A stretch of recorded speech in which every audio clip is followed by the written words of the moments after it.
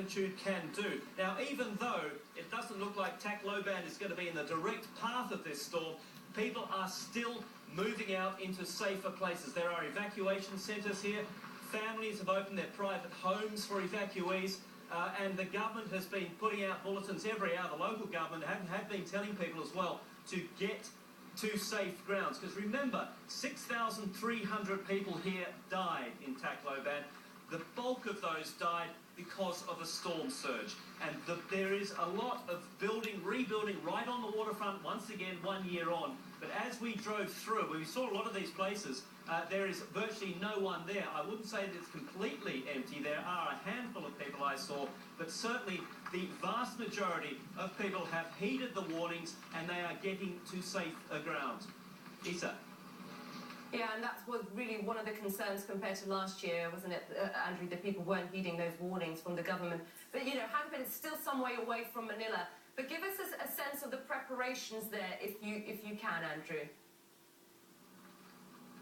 Well, just as we drove in, just a couple of minutes ago, I saw 2 armoured personnel carriers and a four-wheel drive, a military four-wheel drive, basically patrolling the streets, again, down near that foreshore area.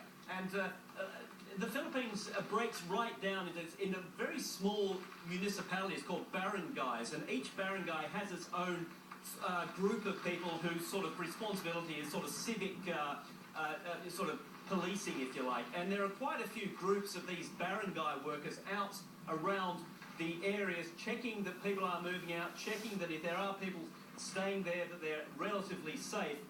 As far as a national and state level goes, there are there's food has been brought in. There are bulk food dumps now.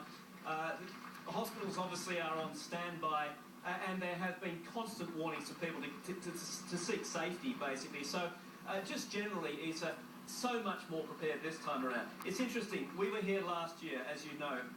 The night before the storm hit, the President came on television and said, "We are standing with the people of this area of Leyte and Samar 100%, and we are here to help you." Well, that didn't actually happen quickly at all. It was a huge disaster, overwhelming. The local authorities were completely overwhelmed. They have learned from that. They are taking no chances, even though this storm is going to make landfall perhaps 150, 200 kilometres north from where I'm standing in the centre of Tacloban. The local authorities here, the state, the federal authorities are taking absolutely no chances at all. Isa.